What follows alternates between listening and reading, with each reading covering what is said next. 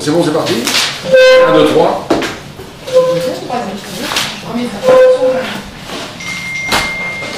Donc,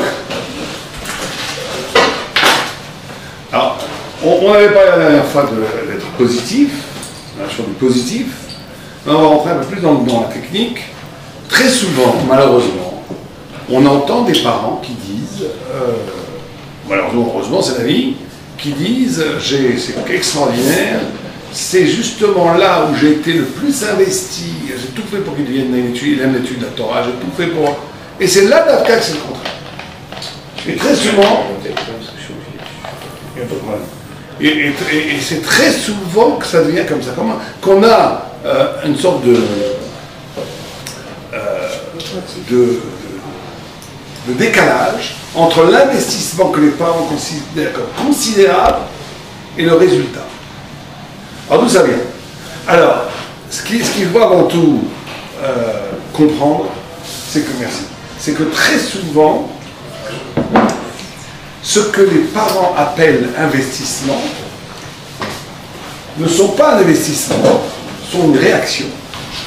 Il faut bien diviser entre réaction. Est-ce que tu es réactif dans ton rapport avec tes enfants? Ou est-ce que tu prends l'initiative d'une action éducative? C'est pas du tout pareil. C'est-à-dire que quand notre action éducative, qui n'est pas une action éducative, est réactive par rapport à des choses, on ne dit pas du tout, on verra après, on fera tout un cours sur les punitions, etc. Ça existe. Mais quand le nœud de la relation avec l'enfant est une relation qui est réactive, ça veut dire que je réagis au mauvais agissement ou à la fainéantise ou le manque de succès de l'enfant, on n'est plus dans l'éducation. Ça ne s'appelle pas éduquer. Ça s'appelle réagir, mais ce n'est pas éduquer. Et la plupart des fois, quand la liaison avec l'enfant n'a pas pour origine une initiative personnelle, une initiative des parents, qui vont ouvrir une voie éducative aux enfants, mais qui réagit au coup par coup aux normes qu'ils ont préétablies auxquelles l'enfant n'obéit pas. Et chaque fois qu'il n'obéit pas, on marque notre désaccord, au pire des cas, nos engueulades, nos coups, et au mieux des cas, notre désaccord. En faisant cela, on est, sans s'en rendre compte, on est dans l'anti-éducation. En d'autres termes, il faut savoir que quand les parents, c'est un point très important, réagissent, ça s'appelle un conditionnement négatif, qui non seulement n'aide pas les enfants, mais qui aggrave le cas. Il y a certains parents, on va leur dire, avoir le courage de leur dire, renoncez à éduquer vos enfants. Laissez tomber, parce que tout ce que vous essayez de faire, au contraire, au lieu de l'aider, ça va aggraver. Pourquoi? Parce qu'ils sont dans un rapport de crispation, de frustration, où l'enfant, dans son inconscience, dans sa conscience, voit que tout le rapport à ses parents n'a aucun rapport avec lui. Le rapport avec les parents, c'est un rapport à des normes qu'ils ont dans leur tête, sur lesquelles ils réagissent par rapport à la façon dont lui n'est pas en symbiose avec leurs normes. Et ça, c'est un dispositif anti-éducatif. Il faut comprendre. C'est anti-éducatif. Ça tue l'éducation. Ça veut dire quoi exactement? Ça veut dire que, par exemple, toutes mes remarques que je fais aux enfants, c'est qu'en réaction négative de comment ils se comportent. Mais c'est pas moi qui va commencer à engager un projet éducatif en lui parlant, par exemple, tu vois, on va voir quelle est la solution. En lui parlant, par exemple, de la beauté de l'étude, que l'intelligence, c'est la plus belle cadeau que Dieu nous a donné, que la Torah, c'est les secrets que Dieu a donnés aux hommes, que ça vienne de toi de façon. On a bien expliqué la dernière fois qu'il n'y a pas d'éducation sans joie et sans plaisir. Un acte éducatif, c'est avant tout donner du plaisir à l'enfant de penser, parler, agir selon la conformité de la Torah. C'est ça l'éducation. C'est la définition de la Torah. Tant que tu n'es pas dans un rapport où tu as su dégager une ambiance de plaisir, de joie, c'est pas l'éducation. L'éducation, c'est ça, les sens d'éducation. Ça a l'air bizarre, mais c'est les sens d'éducation. L'éducation, elle passe par le plaisir et la joie. Que par le plaisir, il n'y a pas d'autre. Il y a d'autres choses qu'on doit faire qui ne sont pas éducatives, mais qui sont nécessaires. Mais chinuch, lechaner, comme ça le minchas chinuch, il dit, c'est avant tout cette notion de joie. Or, pour que cette notion de joie arrive, le fait que je sois réactif chaque fois, que toutes mes paroles à l'enfant sont toujours des réactions à des actions qui contredisent mon désir, ça tue l'éducation. On va voir, on va faire tout un cours. Il ne faut pratiquement jamais faire de critique. Les critiques, c'est destructeur. On peut faire, on va voir le maître mot. Oui, Yannick. Il ne faut pas réagir alors quand il y a un truc qui prend. Non, il ne faut jamais réagir. Il ne faut pas réagir. Non, on va voir. Il faut pas. Il y a des moments, on peut réagir sur le mot pour l'empêcher de faire l'acte. On verra ça. Pour empêcher de faire l'acte. Chez nous, on ne fait pas. Stop. Mais que le discours éducatif soit que par rapport à la réaction, que mon rapport avec lui soit que programmé par rapport à ça, c'est ça qui est destructeur. Ça ne veut pas dire que quand il va faire une bêtise, tu t'arrêtes. Bien entendu, c'est faux, il faut être là. Mais ce n'est pas une éducation, ça c'est de la prévention. Ou c'est de l'arrêt du masique. Mais des fois, la façon dont on formule, c'est perçu comme un reproche, une critique, mais non, on ne l'a pas dit. C'est pas grave. Non, c'est pas grave. Ça aussi, il faut que l'enfant soit intelligent. Mais aussi, il doit faire des efforts. Si votre motivation première, elle est pas de faire une critique, mais de l'empêcher de faire une bêtise, il n'y a pas de problème. Si la motivation est de le juger, de l'abaisser, même inconsciemment, de vous venger en lui criant dessus la frustration qu'il lui a générée en vous, qu'il n'est pas l'enfant parfait que vous désirez, là c'est anti-éducatif. Parce que tout est effectivement la formulation. Quelqu'un va faire une bêtise, je lui dis non, ne fais pas ça, c'est un saut. Ne fais pas ça, aucun problème. Ne fais pas un saut, mais quand tu fais ils sont là, je suis énervé. Je suis énervé, tu ne fais rien, ça ne vaut rien, ce que tu fais c'est nul, t'es un pauvre type. Là c'est anti-éducatif. Là, cette deuxième partie, elle est anti. Elle est anti-éducative, elle est destructrice. Oh. Donc le père ou la mère, les parents doivent prendre l'initiative d'une action éducative qui est orientée vers la correction du problème. Alors comment est-ce qu'on fait? Donc on a dit le premier fondement c'est le plaisir et la joie. Le deuxième fondement, qui est le plus important, c'est qu'il n'y a pas d'éducation sans avoir réussi d'intérioriser la valeur du projet éducatif. C'est ce que dit le Minchas Chinuch, dans la Mitzvah Yud Gimel, si je me souviens bien, qui dit que l'essence de l'éducation, c'est l'intériorisation. C'est comment les principes que tu veux passer aux enfants deviennent ses principes à lui et pas à toi. C'est ça le passage éducatif. Comment les principes de la Torah dont tu es le relais, que tes parents t'ont enseigné, tu les fais passer, qu'ils deviennent à lui. Quand on réussit l'éducation, c'est quand l'enfant lui-même s'est approprié les valeurs. Et que lui, il t'engueule, il dit, oh papa, d'après Razonich, que tu as fait, c'est pas grave. Ça te fait ça, faites une sauce d'Odaya. Quand votre fils, il vous dit, peut-être que d'après la Torah, il faudrait plus faire comme ça, c'est génial. C'est qu'on a réussi à intérioriser dans l'enfant l'exigence d'excellence thoraïque. C'est ça la réussite de l'éducation. D'accord? Oh, alors, il faut bien comprendre, c'est très fin, mais pour comprendre ça, c'est qu'on avait posé la question une fois en fait Israël. Il y avait à l'époque des Cosaques. Les Cosaques, c'était des gens, quand ils étaient dans l'armée, les tsars, ils étaient merveilleux, comme soldats, ils étaient zélés, ils faisaient des grands combats, ils étaient magnifiques. Ils avaient un service de 25 ans. Au bout de 25 ans, il y avait une tofa qu'après, ils ne faisaient plus rien. Ils étaient devant le poêle, ils buvaient, ils s'effondraient, ils n'étaient plus capables de rien faire, ça devenait des bons à rien. Et ils vivaient grâce à la solde, la demi-solde qu'ils avaient de la retraite. Et on a posé en fait ça, on a dit comment ça se fait que quand ils étaient soldats, ils étaient très zélés, tout, et quand ils ont arrêté, ils sont devenus des locumènes. C'est très simple, parce que même leur volonté de bien faire, toute leur vie était orientée vers la retraite. Il a dit, leur but c'était pas l'armée, leur but c'était de passer de ces 25 ans pour après se vivre tranquille. Donc il dit c'est pareil pour l'enfant. Très souvent des parents qui te disent, je comprends pas. J'ai investi tellement pour mon enfant, j'ai tout fait, et maintenant il est sorti le contraire. Et l'enfant, tu lui demandes, je comprends qu'il ne comprenne pas. Il m'a tellement pris la tête quand j'étais jeune, que maintenant, quand je suis libre, je fais ce que je veux. Très souvent, vous avez ce dialogue triste entre parents et enfants. Pourquoi? Parce que c'est exactement la notion d'intérêt. Le père a cru que éduquer, c'était réagir ou des fois plus ou moins maladroitement, aux actions qu'il jugeait mauvaises de son enfant, et l'obliger à le contraindre à correspondre aux critères qu'il a dans la tête. C'est l'acte naturel d'une éducation, mais c'est pas éducatif ça. L'action d'éduquer, c'est chinou, c'est d'introduire dans l'enfant une volonté qui correspond aux valeurs que tu veux transmettre. C'est ça le secret de l'éducation. Réussir à allumer une volonté chez l'enfant qui correspond qui provoque son assentiment, son acceptation, son intériorisation de l'enfant. Alors, vous allez me dire, tout ça c'est des grandes idées, très vraies, c'est très vrai ce qu'on dit, mais comment on fait? Quel est le kéli premier de l'intérieur? On a défini que l'éducation n'est point un pouvoir coercitif extérieur, même au nom de la Torah, au nom de tout ce que vous voulez, mais est un passage de valeur de la volonté des parents à la volonté des enfants. C'est ça l'éducation. Quand on fait ça, on a réussi l'éducation. L'enfant, il peut naviguer tout seul. Plus de problème. Tant qu'on ne fait pas ça, on n'est pas dans l'éducation. On est dans la coercition, on est dans la mise de barrières qui protège l'enfant de faire des avérotes, des bêtises, c'est sûr, mais on n'est pas dans l'éducation, c'est ça que les gens ne comprennent pas.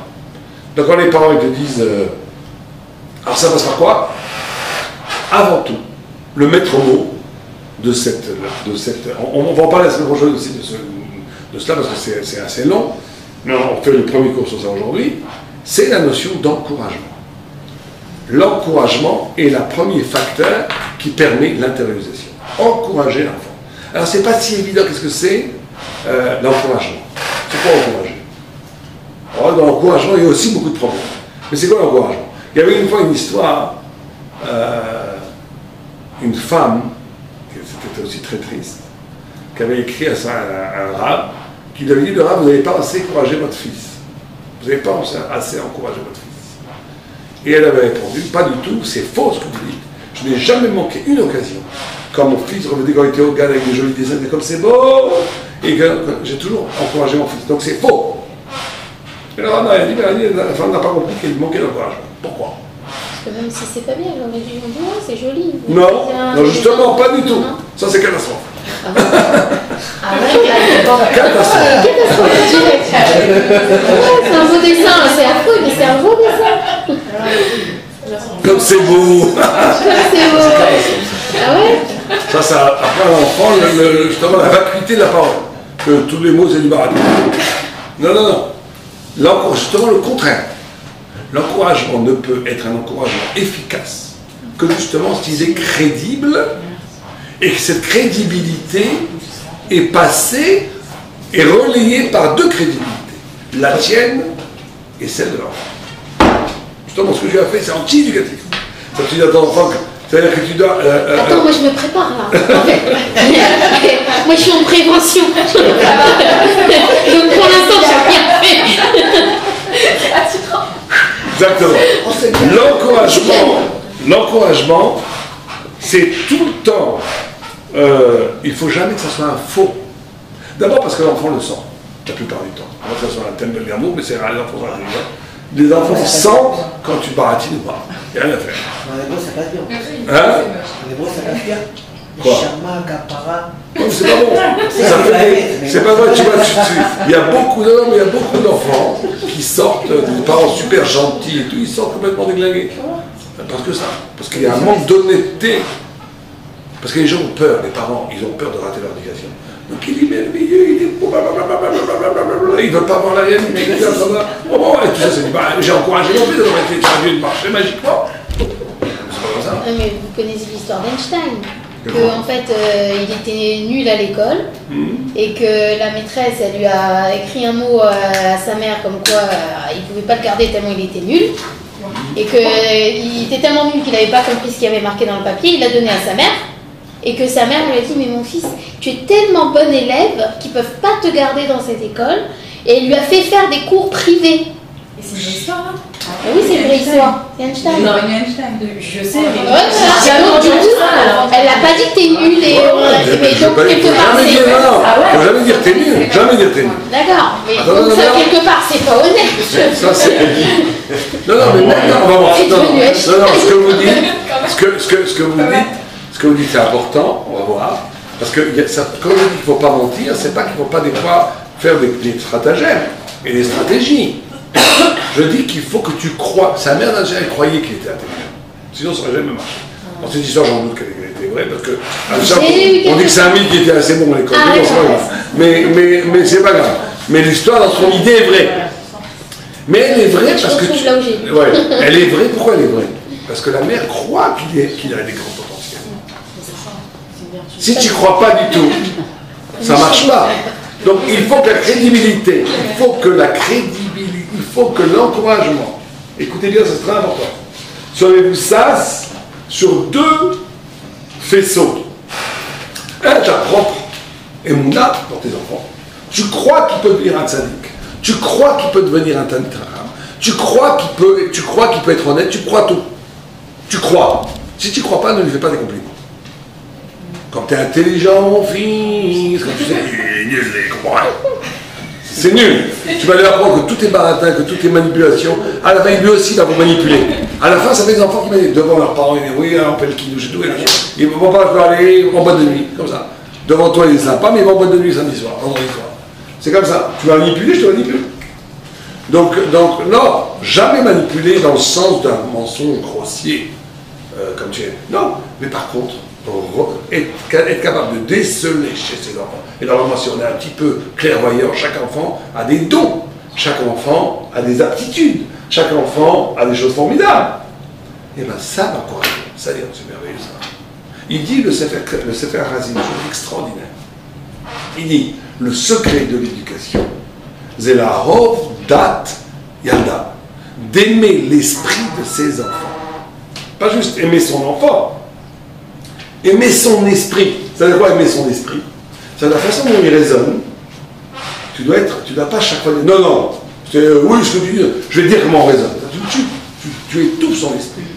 Si tu écoutes sa singularité, sa musique intellectuelle propre qu'à lui, ou sa musique émotive qui est propre à lui, et que tu dis ça c'est merveilleux, j'avais pas pensé à ça. Oh, c'est une très bonne idée. C'est super. Tu aimes la façon dont il pense, et tu lui montres que tu aimes la façon dont il pense. Ça c'est l'encouragement. Ça, je vous garantis que ça va être quelqu'un qui va être fort dans les études. Si chaque fois qu'il dit une idée, ouais, mais bon, tu sais comment c'est pas le bon, je vais te dire comment. Non, d'accord, alors, je vais dire le vrai truc.